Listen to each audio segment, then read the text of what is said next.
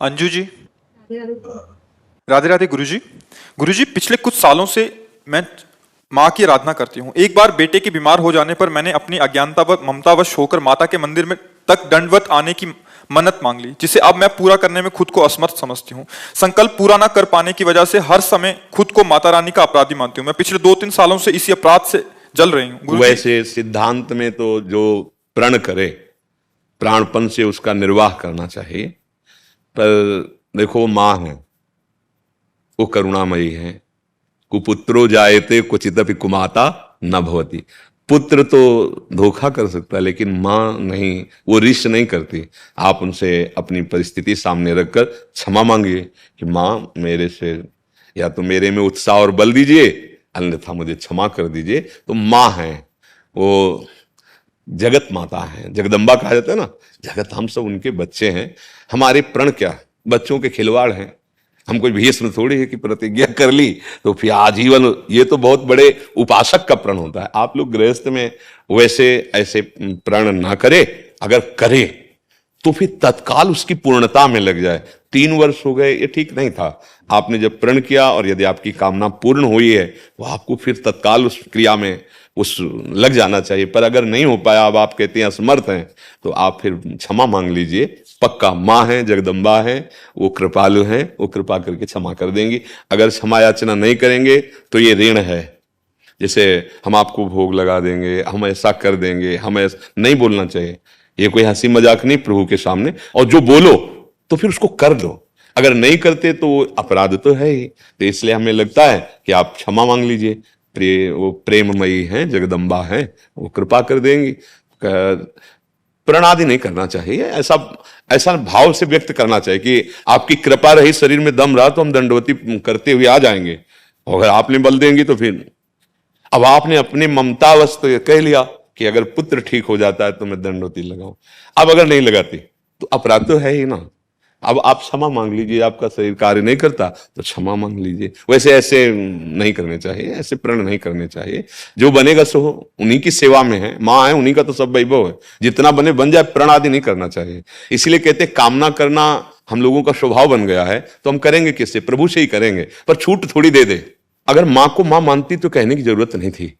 लड़ा जाता है, नहीं लड़ा जाता कि मम्मी मुझे ये चाहिए, उसके लिए थोड़ी है कि हम आपकी परिक्रमा कर लेंगे 4, हम आपके चरण छू लेंगे, हम आपका धन, थैंक यू माँ। कभी आज तक वो कोई बोला हो तो बोलना। माँ से कोई माँ ने दूध पिलाया, आप बोले थैंक यू माँ, ऐसे ये दूसरों से बोला है। अगर पूछे कि आपने थैंक यू क्यों नहीं बोला तो बोले मेरी माँ है यार, थैंक यू क्या बोलना है। तो अगर माँ मानती हो तो फिर हमारी माँ है, उनसे हम लड़ेंगे नहीं, उनसे मांगेंगे नहीं। तो किस, आपने माँ को माँ जैसा नहीं माना, आपने उसमें शर्त रख दी कि अगर आप ऐसा कर देती हैं तो मैं ऐसा करूंगी। तो यहां मां का प्यार जो था वो बट गया। मां जैसा कोई कृपालु नहीं। हम तो लड़ेंगे ना, अरे अंबा हो, जगदम्बा हो, मेरी मां हो, और तो ऐसे ही जगदम्बा है, पिताजी है महादेव, भैया लक्ष्मी जी अंबा है और भगवान श्रीहरि पिता है। तो हम लोग थोड़ा नादानी कर लेते हैं कि अहम पूर्वक कहते हैं कि हम इतना ऐसा क्यों कर दें, आपका दिया हुआ है, आपका है, हमें और ये चाहिए। अब ये है कि उस पर छूट दे दे कि जैसे हम जहर मांगे तो फिर मां नहीं देगी, ऐसे अगर हम ऐसा कुछ मांगते हैं जो हमारा अमंगल करने वाला है तो फिर मांगने पर भी प्रभु नहीं देंगे। वो सर्वज्ञ हैं, जानते हैं कि आगे चल करके इसके लिए हानिकारक हो जाएगा। तो हम भगवान के ऊपर छोड़ दें, मंगल भवन है, और मां से क्षमा मांग लो, कोई बात, वो तो करुणामयी है जी। ललित भारद्वाज जी दिल्ली से। गुरुदेव राधे राधे, आपके चरणों में कोटि कोटि नमन। गुरुदेव, जब नाम जप और भक्ति दोनों से शांति मिलती है तो फिर नाम जप को अधिक श्रेष्ठ क्यों माना गया है? गुरुदेव, भक्ति का स्वरूप ही है। भक्ति किसका प्रश्न है? हाँ, भक्ति का स्वरूप जानते हो देवर्षि नारद जी ने क्या कहा है? तदर्पिता अखिलाचारिता तद्विस्मरणेन परम व्याकुलतेति। ये भक्ति का स्वरूप है। देवर्षि नारद जी ने भक्ति का स्वरूप क्या है? जितने भी हमारे आचरण हों वो भगवान को समर्पित हो और ऐसा नाम स्मरण हो कि जैसे मछली को जल से अलग कर दो तो व्याकुल होकर प्राण त्याग देती है। तद विस्मरणेन परम व्याकुलते, भगवान के नाम का स्मरण छूटते ही प्राण व्याकुल हो जाएं, ऐसे इसका नाम भक्ति है। आपने भक्ति को क्या समझा है? ये सोच रहा था कि जो सांसारिक सुखों के लिए की जाती है भक्ति तो नहीं नहीं, भक्ति सांसारिक सुखों से ऊपर उठने के लिए की जाती है। सांसारिक सुखों में कौन सा लाभ है? अच्छा, हम कई बार उदाहरण देते हैं, आप थोड़ा विवेक से हमारी बात सुनिएगा। आपको हमारी भारत सरकार अमेरिका भेज दे, इसके बाद वहां सब सुविधाएं, सब कुछ कमाया, सब मिला, लेकिन वहां का अगर नियम रख दिया गया कि भारत जाओगे तो एक पैसा नहीं, एक वस्तु नहीं, कुछ नहीं साथ जाएगा। अब आप जब भारत लौटोगे तो आपको पश्चाताप होगा कि विचार करो कि पूरा जीवन कमाया और हाथ कुछ नहीं लगा। अपने जब देश को लौटे तो कुछ हाथ नहीं लगा। बोलो ऐसी कमाई को आप क्या कहेंगे? बस ठीक इसी मृत्यु लोक की यही कमाई है। आपका परिवार, आपका पद, आपका बैंक बैलेंस, आपका ज्ञान विज्ञान, सब छीन लिया जाएगा। यहां जिस समय काल बुलावा करेगा उस समय केवल आप अपने शुभ अशुभ कर्मों को लेकर ही यहां से जाएंगे। अब बोलो अगर भजन नहीं किया, भक्ति भगवान की प्रसन्नता के लिए नहीं, विषयों के लिए भक्ति करने का मतलब है कि जैसे हमारे पास पैसा है तो हम दुकान में गए, जो मनाया सब खरीद लिया। ऐसे भगवान का जो हम सेवा भजन करें, उससे हमने जो मांगा वो बात बनी नहीं। बात बनती है तब कि हमारे शुभ और अशुभ कर्म से ये सब हो रहा है, दुख और सुख का खेल। हम ऐसा भजन करेंगे, ऐसी भक्ति करेंगे कि सुख और दुख हमें छू ना पावे, ऐसी ऊंचाई पर पहुंचे। देखो, हम सबकी एक कामना है कि हमें ऐसा सुख मिले जिसमें दुख की निशानी ना हो। चाहिए ना? हमारे अंदर एक कामना है कि मैं कभी मरूं नहीं। चाहिए ना?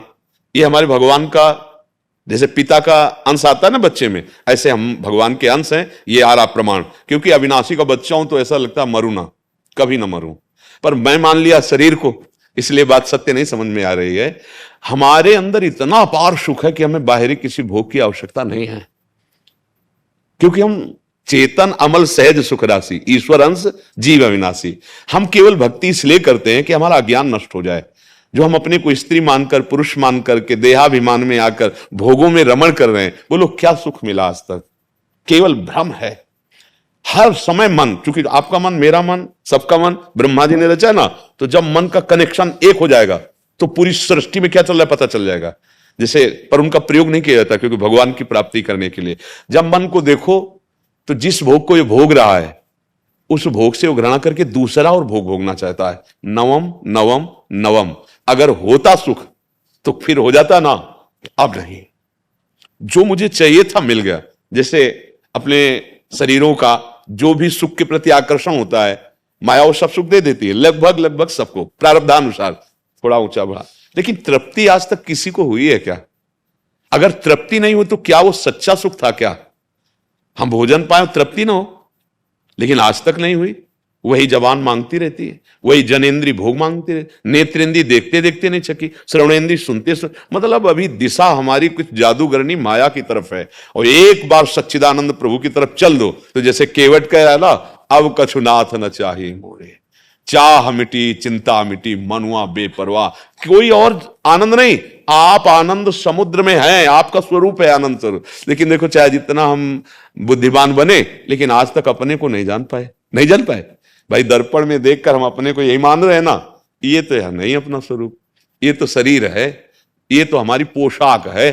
जैसे कोट शर्ट बनियान, ऐसे स्थूल सूक्ष्म कारण, लेकिन पहनने वाला तो अलग है। आप पहनने वाले को नहीं जानते, और आप हैं वो आप नहीं जानते। बोलो कितनी बुद्धि है। जैसे नहीं कहा जाता कि हम बुद्धिमान, तो आप अपने को नहीं जान पाए। बहुत बड़े मकान में नहीं, 3.5 हाथ में, पर 1 मिनट भी कभी हम अंदर नहीं गए, घर के बाहर ही भटकते रहे, और बाहर सुख है नहीं। पूरा जीवन इसी से पापाचरण होता है। वृद्ध हो गए, वासना का खेल वैसे ही मन में चल रहा है।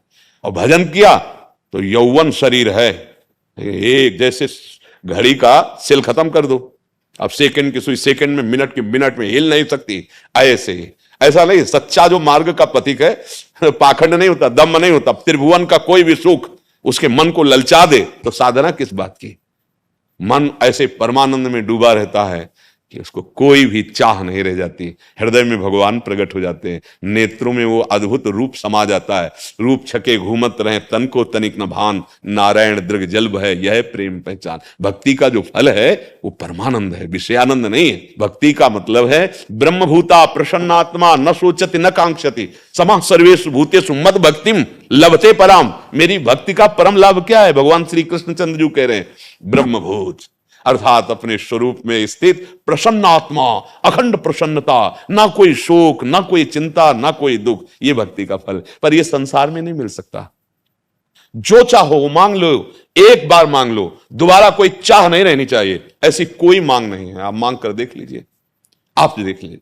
महाराज ययाति चक्रवर्ती सम्राट अपनी आयु से भगवान शुक्राचार्य की पुत्री देवयानी से ब्याह हुआ, जो देवता भी मोहित हो जाए इतनी सुंदर थी, लेकिन फिर भी शर्मिष्ठा, जो शास्त्र ज्ञानी है वो समझते हैं, वृषपर्वा की पुत्री शर्मिष्ठा से भी पुत्र प्रकट हुए और उसके कारण उनको शाप मिला। फिर अनुनय विनय करके शुक्राचार्य जी से मांगा कि अभी भोगों में तृप्ति नहीं हुई, तो उनका जो तुम्हें जवानी पुत्र दे दे, उससे अपने पुत्र का यौवन लिया, उसको बुढ़ापा दिया और फिर भोग भोगे हजारों वर्ष तक। फिर उनको ग्लानि हुई कि धिक्कार है, धिक्कार है हमारे जीवन, आज तक तृप्ति नहीं। तब उन्होंने अनुभव लिखा है कि एक पुरुष को जो भगवत विमुख है, भक्ति रहित है, भगवान से विमुख है, संपूर्ण सृष्टि के भोग मिल जाए तो भी उसको तृप्ति होने वाली नहीं, क्योंकि भूत के लड्डू हैं। भूत के लड्डू में तो सोचते हो खाए तो तृप्ति नहीं और ना खाए तो ललचा के मरे, ये ऐसा माया है जादू। जिसके पास भोग नहीं वो सोचता वो बड़ा सुखी है, जिसके पास भोग जो है वो दूसरे भोगों के लिए ललचा रहा है, वो तीसरे के लिए। पूरी सृष्टि पागल बनाए हुए, माया पूरी सृष्टि को पागल बनाए हुए। भक्ति इसी पागलपन को रोकती है। जितने अपराध हैं, जितने पाप हैं, केवल सुख की लालसा से ही होते हैं, समझ रहे हैं आप? जितने भी क्राइम हैं, अपराध हैं, सुख की लालसा से होते हैं। शरीरों का भोग, हिंसा करना। अब जैसे आजकल नए बच्चे ने कुमार्गामी हो गए, कोई माता बहन ऐसे पकड़ा और खींचा और मुंह के बल वो गिरी, मर जाए उसको कोई चिंता नहीं। 40,000 50,000 की वस्तु किस लिए खींच रहा है? हम सुख भोग लेंगे। और वो अपराध कैसा बन रहा है कि कभी त्रिकाल में उसे सुख नहीं मिल सकता है। देखो क्या हमारी बुद्धि कहां पहुंच रही है, घोर पापाचरण में पहुंच गई। किस लिए? बोले सुख में, सुख की लालसा में घोर पापाचरण हो गए। हम सबसे प्रार्थना इसीलिए करते हैं, जीने के लिए नाम जप कर लो, जीने के लिए भक्ति कर लो, तो तुम्हारी बुद्धि शुद्ध हो जाएगी। अधिकारी हैं और जब वो पकड़े गए तो उन्हीं के जन उनको धक्का मार के पीटते हुए ले जा रहे। कितनी पढ़ाई पढ़ी होगी इन्होंने, कितना माता पिता सुखी हुए होंगे जब इनको बिल्ला और पद मिला होगा। इसके बाद एक त्रुटि कर दी, उस त्रुटि ने क्या किया? अब ये समाज में अगर छोड़ भी दी जाए तो जीने लायक नहीं रह जाएंगे, क्योंकि एक गलती पूरी पढ़ाई को, पूरी विश्वसता को, समाज प्रियता को नष्ट कर दिया। इसलिए हम कहते हैं कम से कम जीने के लिए अध्यात्म सुन लो। कैसे? तुम देखो, हमारे जैसे मन में होता है कि अगर हम रुपया मिल जाए तो मैं सुखी हो जाऊंगा। हाँ ठीक है, धर्म के द्वारा अगर 100 रुपया जेब में आएंगे तो आप सुखी हो जाओगे। अधर्म के द्वारा आएंगे तो वो ऐसे विष फैलाएंगे कि आप खुद अशांत हो जाओगे।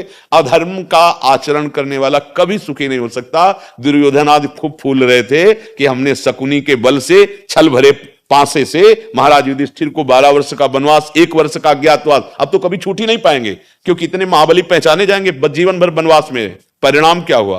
वंश में कोई पानी देने वाला नहीं बचा और महाराज युधिष्ठिर चक्रवर्ती सम्राट हस्तिनापुर के बने। धर्म से चलोगे तो थोड़ा दुख आपको अनुभव में आएगा, लेकिन परिणाम महामंगल में होगा। इसलिए हमारी प्रार्थना है, अध्यात्म का जरूर कथन, श्रवण, चिंतन, बिना इसके बुद्धि शुद्ध नहीं होती। थोड़ी सी गलती, भारी जीवन की दुर्दशा। अब कि अरे वो पूरी पोशाक धारण किए हुए थे अपने पद की, और उन्हीं के जो अधिकारी जन हैं उनको जब दंड देते हुए घसीट रहे थे, तब ये लग रहा था एक छोटी सी बुद्धि का प्रलोभन। सब अब उनके माता पिता, परिवार, रिश्तेदार, नातेदार, समाज, अब उनका जीवन क्या होगा? हम भले कहते मुक्त कर दिए, अब उनका जीवन क्या होगा? एक चिंता, एक शोक, एक बड़ी विषाद युक्त स्थिति। ए भाई, नहीं नहीं, नमक रोटी खाओ और धर्म से चलो तो तुम्हारी छाती चौड़ी रहेगी, किसी की ताकत नहीं कि तुम्हें झुका सके। वही बात बताने के लिए नहीं, हम एक अब इस समय जैसे प्रातःकालीन बेला हम अपने आराध्य देव के चिंतन में लगे, आपसे क्यों बात करें? इसीलिए बात करते हैं कि अब हमें जाना है यहां से। अब जो कुछ अन्न पाया समाज का, वस्त्र जो हमारा माता पिता की तरह समाज ने पोषण किया, साधना बनी, भगवान की जो कृपा मिली, अब उसका स्वाद ले लो। इस कोई टैक्स नहीं है, कोई शर्त नहीं है, केवल बात समझ लो। गलती मत करना, ये मत देखना कि कोई तुम्हें देख नहीं रहा है, वो देख रहा है जिसको दंड देना है, वो तो साक्षी बन के देख रहा है। 1 बार बच गए, 2 बार बच गए, 100 बार बच गए, लेकिन अधर्म जब अपना रंग दिखाने आएगा तो आप बिल्कुल फंस जाएंगे और आपको बड़ा दंड मिलेगा। क्रोध पूर्ण, ऐसा कर्म प्रबल आता है क्रोधपूर्ण, बच ही नहीं पाता, सब जीवन बर्बाद हो गया, जीवन का सब यश मिट्टी में मिल गया, धर्म, श्रद्धा, विश्वास, ये जो हमारे अंदर गलतियों का पिटारा है इसको नष्ट करना पड़ेगा। सच्चाई से नष्ट होता है। जैसे आप नाम जप करोगे, भगवान की भक्ति करोगे, तो आपके अंदर बुद्धि जो निर्णय करेगी बहुत सुंदर करेगी। अगर मन सलाह देता है ऐसा कर लो तो बुद्धि चढ़ बैठेगी, नहीं नहीं ऐसा नहीं होगा, हम अधर्म नहीं करेंगे, हम पापाचरण नहीं करेंगे, हम कानून के विरुद्ध नहीं चलेंगे, बस जीत गए। अगर आप सत्य पे हो तो आपकी आंख में इतनी दम होगी कि सामने वाला आपका अपमान नहीं कर सकता है। और अगर असत्य पे आ गए तो हृदय चाहे जितना छुपाने की कोशिश करे, वो दुर्बलता आ जाती है। अरे नहीं भाई, मनुष्य जीवन और फिर उसमें राष्ट्र सेवा, अब प्राणों के पुष्प हम अपने राष्ट्र में समर्पित करके धर्म पूर्वक जीवन व्यतीत करेंगे, यही पूजा होगी। अधर्माचरण करते हुए अगर ये सब करोगे तो लाभ नहीं मिलेगा। धर्माचरण में कुछ अगरबत्ती नहीं लगाई, कोई आरती नहीं की, लेकिन हे भगवान ये सृष्टि आपकी है और मुझे ये सेवा मिली, रात दिन मैं इस सेवा में हूं और ये सेवा आपको समर्पित करता हूं। पक्का ये तो सर्वाणि कर्माणि मयि सन्न्यस्य मत्पराः अनन्येनैव योगेन माम ध्यायन्तु उपासते तेषां महं समुद्धरता मृत्यु संसार सागरात्। ये हम नहीं कह रहे, भगवान कह रहे। यत् करोषि, तुम जो भी कर रहे हो, जो पद मिला है ईमानदारी से निर्वाह करो, मेरी पूजा है वो, मेरे को समर्पित कर दो। तेसा महम समुद्धरता, वो साधना से मुक्त नहीं होगा, मैं उसे इस संसार सागर से, और जिसके साथ ही श्री कृष्ण है वहां विजय है, वहां श्री है, वहां वैभव है, सब कुछ आ जाएगा। इसलिए भक्ति का स्वरूप है नाना प्रकार की अधार्मिक वृत्तियों को रौंदने की ताकत प्रकट करना।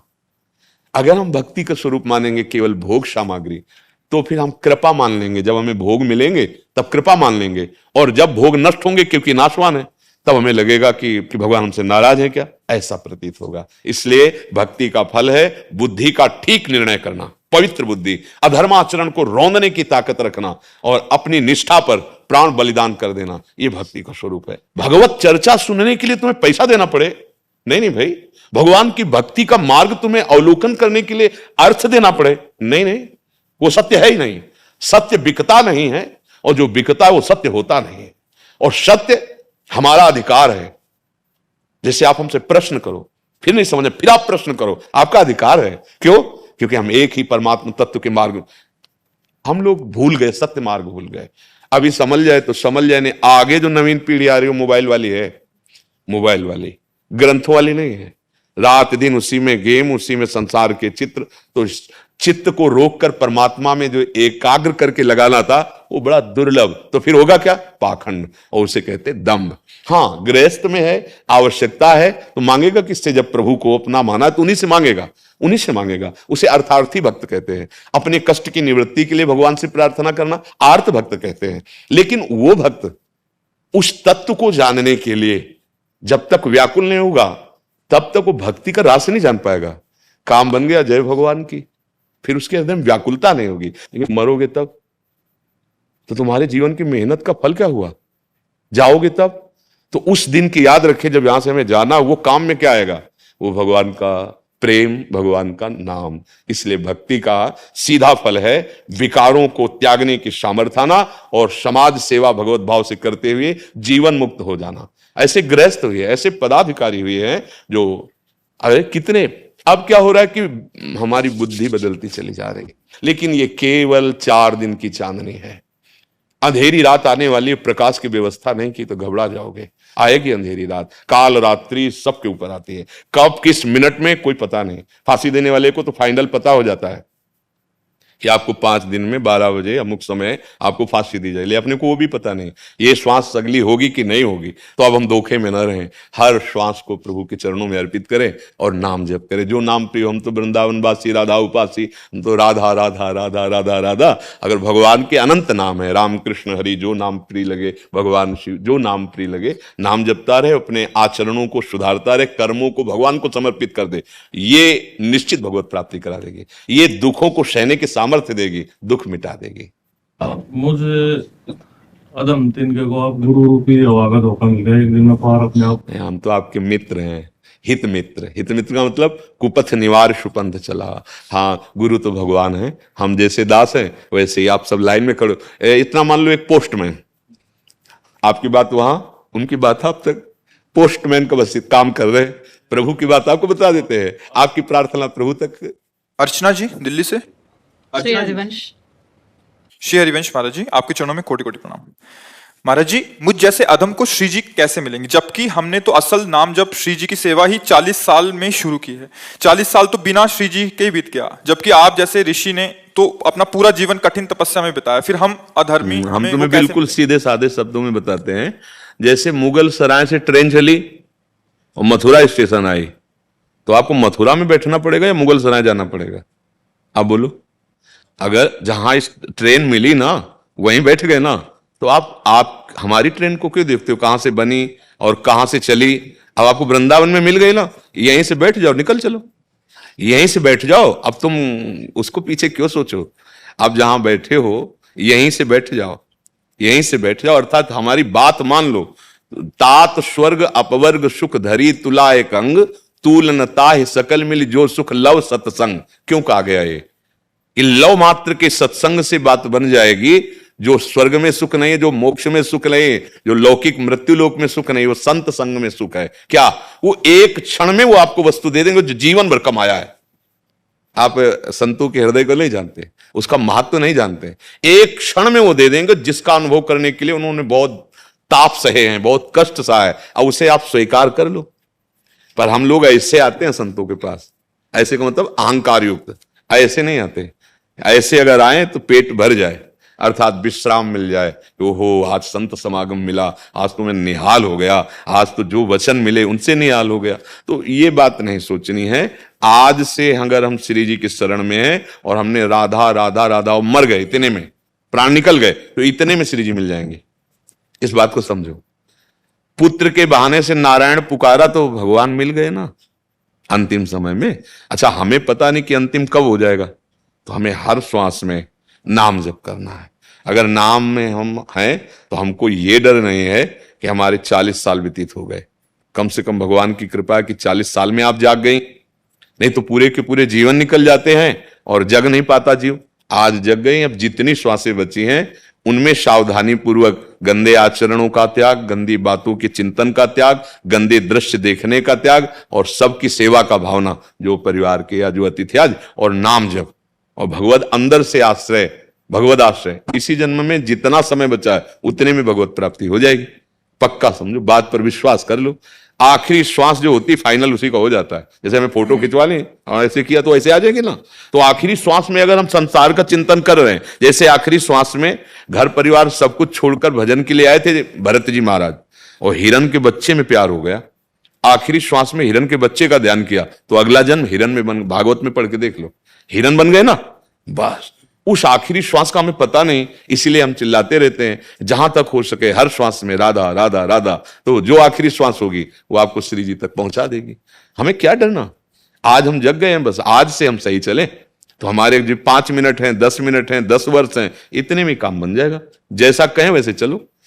भगवान की प्राप्ति के लिए कोई कठोर तप करने की आवश्यकता नहीं है। भगवद आश्रय, नाम जप, और जहां हो वहीं उनकी सेवा मान लो। सास हैं, ससुर हैं, पति हैं, पुत्र हैं, परिवार के जन, ये सब भगवान की सेवा है। अगर इन्हीं को प्रताड़ित करने लगो तो फिर वो सेवा नहीं हो, फिर अधर्म बन जाएगा। आजकल वयोवृद्ध, बीमार, बूढ़ी सास आदि पड़ी ना, तो बहुएं उनकी सेवा का ध्यान ना करके उनको कष्ट देते हैं। ऐसे जैसे या नवीन बहू आई, सास बहुत तगड़ी, वो उसको कर, ये सब अधर्माचरण है। इनसे ना घर में शांति मिलेगी ना इस घर में, हृदय में भी शांति नहीं मिलेगी। अगर आप जो आचरण कर रहे हो उसी को भगवान की पूजा मान लो और सामने वाले में भगवान का भाव कर लो और नाम जप करो, तो जो एक महात्मा की गति होगी वही आपकी गति होगी। विश्वास कर लो। ये तो अनुभव की बात कह रहा हूं, शास्त्र की बात कह रहा हूं, संतों की बात कह रहा हूं कि भगवान की प्राप्ति के लिए कहीं भागने की जरूरत नहीं है, कुछ बदलने की जरूरत नहीं है, अंदर से बदलने की जरूरत है। बाहर सब बदल दिया, अंदर वही कूड़ा करकट है। तो आप देख लो, नौटंकी नाटक शुरू है, दंभ पाखंड शुरू है। और भैया पैंट शर्ट में हो और अंदर से ईमानदारी से जीना सीख गए हो, सच्चाई से, और रामकृष्ण हरि जो बने नाम जप कर लो और परिवार के सदस्यों को भगवान का स्वरूप समझो। ये हम सच्ची बात करें, तुम भगवान के स्वरूप की ही पूजा करते हो, जानते नहीं हो। जैसे मान लो बहुत प्यारा बच्चा है, बहुत प्यारी पत्नी है, बहुत प्यारा पति है, ठीक है, हम तो देख रहे हैं सामने शरीर ना, तो हमें लगा कि हम इससे प्यार करते हैं, लेकिन जो अंदर था वो निकल गया। आप शरीर को तुम रख के दिखा दो हमें, तो मतलब शरीर से प्यार नहीं करते, पक्की बात है ना। अच्छा, जो अंदर था उससे तुम्हारा परिचय नहीं, तो प्यार किससे करते थे? झूठा हो गया ना। तो वो है भगवान। अभी से मानने लगोगे, पति में भगवान, पत्नी में भगवान, पुत्र में भगवान, समाज, अभी काम बन जाए। पक्की बात वही है, बिजली वही है, सब में बिजली वही, यंत्र अलग अलग है, उनका प्रभाव अलग अलग है, नहीं बिजली एक है। अगर मान लो, लोग इस बात को मान नहीं पा रहे, वो राक्षस है भगवान कैसे हो सकता है? भैया गड़ासे में भी बिजली होती है, वो चाहे चारा आवे, चाहे किसी का हाथ आवे, चाहे किसी गर्दन आवे, उसका काम काटना, बिजली गड़ासे में है ना। तो जीवन नष्ट भी बिजली कर रही है और जीवन का पोषण भी बिजली कर रही है। जीवन नहीं, अगर बिजली ना हो तो पानी नहीं पीने को मिलेगा, प्रकाश नहीं मतलब कितने सब कार्य, बहुत से कार्य। हमें लगता है अपने लोगों के जीवन के ज्यादातर आधार बिजली है, प्रगट में जानिए आधार है। अब बिजली का एक ही स्वरूप है क्या? देखो, प्रकाश भी दे रही, ठंडा भी कर रही, हीटर में गर्म कर, कितने यंत्रों का प्रभाव। तो ये खोपड़ियों में गुणों का प्रभाव, सतोगुण, रजोगुण, तमोगुण, वो राक्षस दिखाई देगा, वो देवता दिखाई देगा, वो रजोगुणी दिखाई देगा, राजसी, लेकिन उनमें पावर एक ही है, परमात्मा सबके हृदय में। और ज्ञानी वही है जो उसको देखता है, पावर को। अज्ञानी वही है जो चमड़े को और क्रियाओं को देखता है। बस बात इतनी समझ ली है, और अगर ये बात आप समझ गए तो पैंट शर्ट में महात्मा हो। तुमको जाकर के लंगोटी लगा के तपस्या नहीं करनी, बात मान लो। सारी तपस्या का फल है केवल समझ ठीक हो जाना। समस्त तपस्याओं का फल क्या मिला है हम तुम्हें बता दें? समझ ठीक हो गई है, बुद्धि ठीक हो गई है, नहीं तो बुद्धि भ्रष्ट है। बुद्धि का सही निशाने पे लग जाना, ये सब तपस्या का फल है। जैसे पूरी गीता जी सुनने के बाद अर्जुन को क्या मिला? बोले नष्टो मोहा स्मृति लब्धा तत्प्रसादान मयाच्युता। हे गोविंद अच्युत, आपकी कृपा प्रसाद से मोह का नाश हो गया और अब हमें आपकी स्मृति प्राप्त हो गई, अखंड स्मृति अपने स्वरूप की आपकी। यही है सब साधना का फल, और वो तुम सुन के प्राप्त कर सकते हो। इसीलिए जो महात्मा के संग से क्षण मात्र में मिलता है, वो बड़ी बड़ी साधनाओं से नहीं मिलता है। इसलिए ऐसा भ्रम ना पाला जाए कि हम गृहस्थ हैं, हमारा इतना समय बर्बाद हो गया, अब हम क्या करें। बिल्कुल गुंजाइश है, आखिरी श्वास तक गुंजाइश है भगवत प्राप्ति की, डरना मत। अब ये जरूर है कि अब जैसे जाग रहे हो तो फिर अब गंदे मार्ग का जो मन अनुसरण करता रहा है, अब उसको सहना पड़ेगा। आप गंदे आचरण भी करते रहो, फिर वो तो दम्भ हो जाएगा, पाखंड हो जाएगा, और वो यही ज्यादा हो रहा है। अगर आप विषयी हो तो आपकी बात का रंग ही नहीं चढ़ेगा, चाहे जितना आप कुछ भी। और आप अगर हृदय की ग्रंथि खोल चुके हैं तो एक शब्द जिसके कान में पड़ेगा ना, वो उसको जा करके जैसे अपने अधीन कर लेगा, उसको सत मार्ग में खड़ा कर देगा, उसको जागृत कर देगा, उसको भगवत प्राप्ति के अमोघश्च भगवत प्राप्ति करा के छोड़ेगा। पहले हमको चक का आनंद ले लेना है, भगवत आनंद, तब बात बनेगी। इसलिए बिल्कुल आखिरी श्वास में भी गुंजाइश है भगवत प्राप्ति की। ये इतना मतलब विश्वास कर लो कि जितनी श्वासें बची इसमें भगवत प्राप्ति हो जाएगी, पक्का हो जाएगी, इसमें कोई संशय नहीं। समझ पाए जी? जी, आप हाई कोर्ट के जज हैं, एक आप डिस्ट्रिक्ट जज हैं, दोनों आशीर्वाद दीजिए। हाँ न्याय करो। हाँ बिल्कुल, आपकी यही पूजा है। हाँ, बस अंदर से ऐसे भागवतिक बल को धारण कीजिए कि किसी के भय या प्रलोभन से हम अपने न्याय में विचलित ना हो, तो यही हमारे भगवान की पूजा हो जाएगी। भगवान आपके साथ है। जब हम हमारे द्वारा कोई अपराध बन जाते हैं तो कभी कभी वो अपराध जो प्रकाशित नहीं हुए, तो आगे ना होने पर भी हमें भय, शोक, अपने आप व्याप्त होने वाली क्रिया हुई नहीं है, लेकिन उसका दंड हमें भोगना पड़ेगा, क्योंकि पीछे गुप्त हो गया, उसका दंड मिला नहीं, उसका प्रायश्चित नहीं हुआ। तो अगर हमारे द्वारा कभी ऐसा अपराध ना बने तो निश्चित कहते हैं निर्भयता रहती है, एक निश्चिंतता रहती है। और वो काल का भी महाकाल है, किसी के सामर्थ्य नहीं कि आपके रोम को छू सके। कभी भयभीत मत होना और कभी प्रलोभन में मत आना, क्योंकि जीवन की बाजी का न्याय किसी और के हाथ है ना। हाँ, हम कभी उसके कटघरे में सर नीचा करके ना खड़े हों, हम उससे आंख मिला के बात कर सकें। उसने पद दिया है, इतना सुंदर मनुष्य जीवन दिया है, अब हमसे गलती ना हो। अगर गलती नहीं होगी तो यही पूजा बन जाएगी और इसी में भगवान प्रसन्न हो जाएंगे, क्योंकि भगवान की सेवा है ना। हाँ, कभी कभी भयवश, कभी कभी प्रलोभनवश, दोनों में हमारी बुद्धि हमें धोखा देने लगती है। इससे तो अगर नाम जप करेंगे और आश्रित भगवान के रहेंगे तो आप निश्चित समझ लो, चौड़े पे घूमिए, किसी भी अस्त्र की ताकत नहीं कि आपको छू ले। और जिस दिन इस शरीर का उस दिन के लिए निश्चिंत हो जाए, किसी भी सुरक्षा की दम नहीं कि बचा सके। हमारी वास्तविक सुरक्षा भगवान से है और वो निश्चित निश्चित हमारे साथ है। जब धर्म का आचरण करेंगे तो ये अनुभव हो जाएगा।